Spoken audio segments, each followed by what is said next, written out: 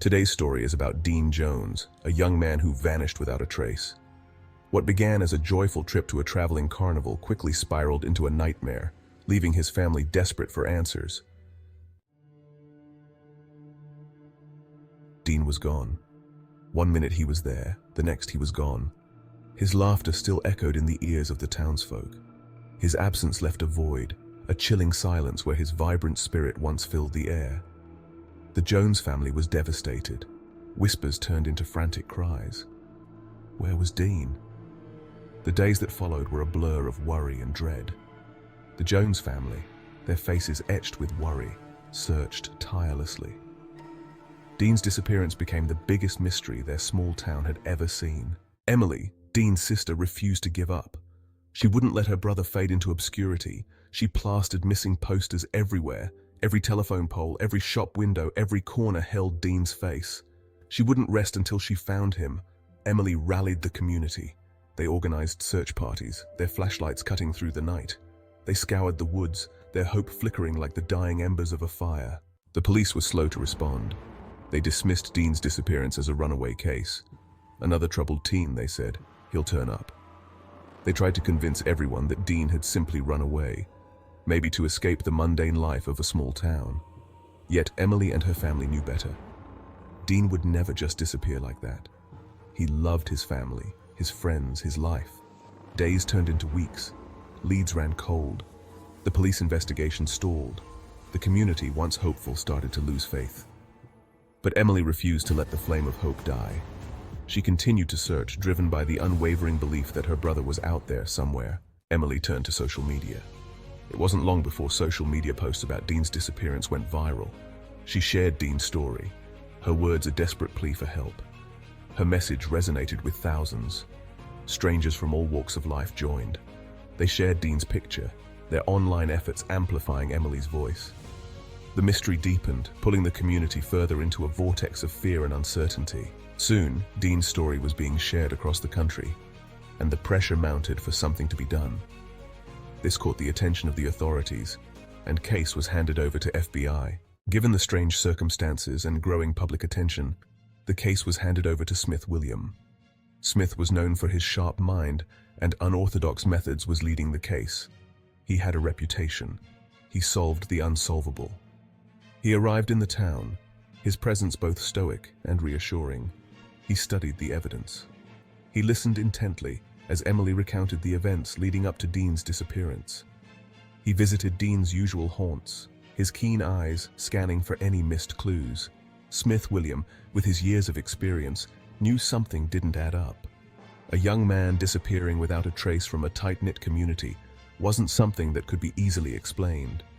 He started digging, uncovering clues that would take him down a dark and twisted path, a path that led to a mysterious traveling carnival. Smith's investigation led him to the outskirts of town, to the abandoned carnival grounds. The tattered remnants of colorful flags fluttered in the wind, like ghosts of laughter long gone. An unsettling silence hung in the air, broken only by the creaking of rusted metal. As Smith walks around the abandoned carnival grounds, he notices faded posters advertising past events. One poster stands out, a worn, hand-painted portrait of Dean, alongside other missing individuals, hidden behind a newer layer. The unnerving coincidence reveals that Dean wasn't the first to vanish from the carnival. Inside the debris, Smith finds a stash of old, forgotten toys. Among them, one blood-stained trinket like a small bracelet or pendant with initials carved on it. Upon questioning, many locals whispered tales of the carnival, stories of strange occurrences, missing pets, and eerie music echoing from the shadows. As Smith's investigation deepened, a peculiar pattern began to emerge. Years earlier, a carnival owned by the reclusive Blackwood family had made regular stops in towns all across the country. Wherever the carnival went, strange disappearances followed, but there was never any proof. The carnival would simply pack up and move on to the next town before anyone could make the connection. The Blackwood family patriarch, a man with piercing blue eyes and a chillingly calm demeanor, was a master manipulator. He ran the carnival with an iron fist, his family members his loyal followers. Few people ever saw them, and when they did, They described the couple as cold, eerie, and distant, but no one had ever been able to link them directly to any crime. Smith dug deeper into the history of the Blackwoods and their carnival. Smith discovered a pattern in the disappearances linked to the Blackwoods. He dug deeper, unearthing a horrifying truth. The Blackwoods weren't just running a crooked carnival. The Blackwoods were involved in human trafficking. Smith's breakthrough came when he discovered an old locket found near the site where Dean was last seen. The locket had a strange symbol on it, the same symbol that appeared in old photographs of the carnival. They preyed on the vulnerable, luring them with promises of a better life. Then they would vanish, their existence erased. But their darkest secret was yet to be revealed. Smith discovered evidence of strange rituals, sacrifices made under the pale light of the moon. He launched a massive search for the carnival, which had once again vanished overnight after Dean's disappearance. It was no coincidence.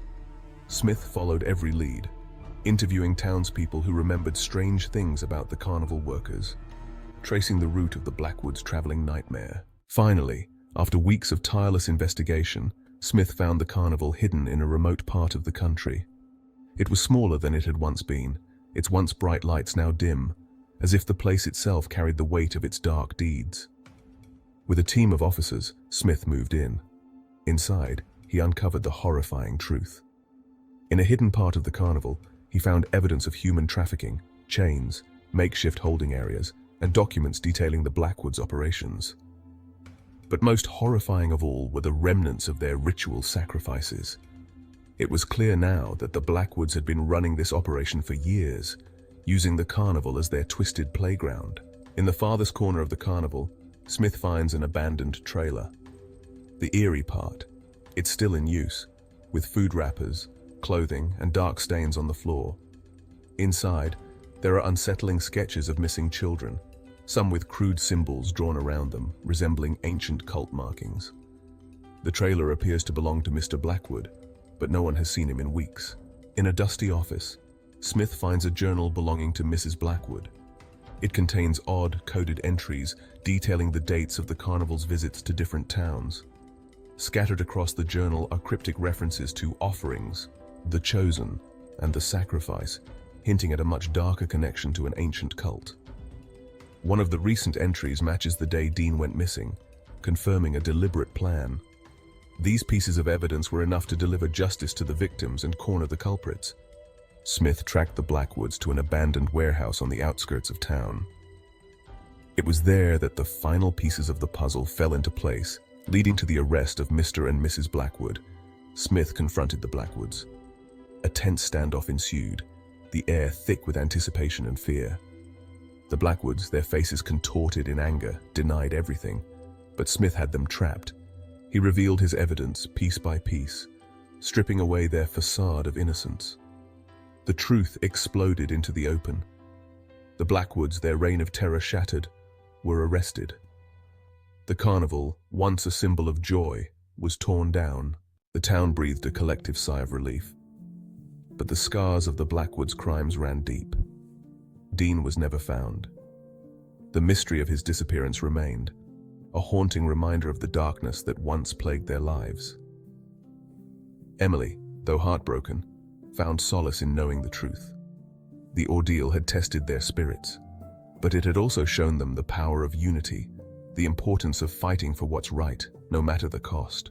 Don't forget to like, share, and subscribe for more mind-bending crime mysteries and real-life horror stories that will keep you on the edge of your seat. You can help us create more thrilling content by supporting us. Your contribution goes a long way in bringing these mysteries to life. Check out the donate link below to support our channel.